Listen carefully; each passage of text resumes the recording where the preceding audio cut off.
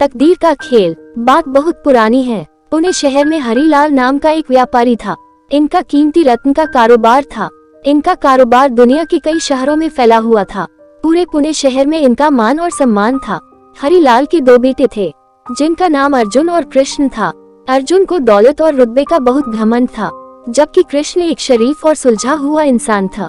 घमंड के साथ साथ अर्जुन में ईर्ष्या और बेईमानी जैसे अवगुण भी थे। समय के साथ साथ हरिलाल की उम्र बढ़ती जा रही थी। ऐसे में उनके दोनों बेटों ने कारोबार में पिता का अधिक से अधिक हाथ बटाना शुरू कर दिया था। कुछ समय के पश्चात हरिलाल चल बसे और कारोबार का पूरा भार अर्जुन और कृष्ण के कंधों पर आ गया। बड़ा भाई होने के नाते अर्जुन ने व्यापारिक फैसलों में अपनी मर्जी की चलानी शुरू कर दी। अर्जुन बेईमानी और मक्कारी भरे फैसले लेने लगा। असली रत्न के नाम पर वह नकली रत्न का व्यापार करने लगा, जिससे उसका मुनाफा बढ़ने लगा।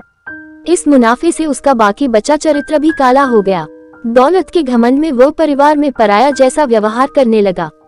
दूसरी तरफ शरीफ और सुलझे हुए कृष्ण को शुरू में अर्जुन की बेईमानी का इल्म तो नहीं हुआ, परंतु जब उसने उसके व्यवहार में परिवर्तन देखा तो पूरे माजरे को समझने में उसे ज्यादा देर नहीं लगी। अर्जुन की करतूतों से कृष्ण को बड़ा दैख हुआ। उसने अर्जुन को समझाने और सही रास्ते पर लाने की कोशिश भी की, परंतु वह नाकाम रहा। उल्टे अर्जुन कृष्ण से खफा हो गया और व्यापार में बंटवारे का बहाना ढूंढने लगा। बंटवारे में भी उसने बेईमानी की साजिश रची, घर में कलह का माहौल पैदा किया। अंततः अर्जुन अपनी साजिश में सफल रहा और कृष्ण के हिस्से के व्यापार पर भी वह कब्जा कर बैठा। अर्जुन के व्यवहार से दुखी होकर कृष्ण ने शहर में दूसरी जगह अपना ठिकाना बनाया और रत्न के अपने व्यापार को नए सिरे से शुरू किया। ईमानदारी की नींव पर शुरू हुआ कृष्ण का व्यापार जल्दी ही चल निकला। एक तरफ जहां कृष्ण की व्यापार देश और विदेश में बढ़ने लगी, वहीं दूसरी तरफ अर्जुन की करतूतों की पोल खुलने लगी थी। नकली रत्न के व्यापार के कारण रत्न बाजार में अर्जुन की व्यापार को जोरदार धक्का लगा और उसके व्यापार का दायरा सिमटने लगा। नौबत यहाँ तक आ गई कि बाहर क्या, अपने शहर का भी कोई व्यापारी अर्जुन का नाम लेने से भी तौबा करने लगा। अब तो नौबत यहाँ तक आ गई कि अर्जुन को धन के अभाव में अपना घर, दुकान, सामान तक बेचना पड़ रहा था। जल्दी ही अर्जुन के हाथ से सब कुछ निकल गया और वो दाने दाने के मोहताज हो गया।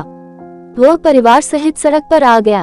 अब रामलाल को अपने किए पर पछतावा हो रहा था, परंतु उसकी तकदीर ने जो खेल खेल दिया था उससे आसानी से पीछे आना उसके लिए संभव नहीं था। दूसरी तरफ कृष्ण की तकदीर का खेल था, जिसकी बदौलत वह रंग से राजा बन गया था। जब अर्जुन की बदहाली की खबर कृष्ण को लगी तो उसे बड़ा दैख हुआ। पुरानी बातों को भूलकर वह भागा भागा अपने बड़े भाई अर्जुन के पास पहुंचा और अर्जुन के लाख मना करने के बाद भी उसे परिवार सहित अपने पास ले आया। ये भी तकदीर का ही खेल था कि जिस भाई के साथ अर्जुन ने बदसलूकी कर उसे सड़क पर पहुंचा दिया था, वही भाई आज उसे सड़क से उठाकर अपने घर में ले आया था।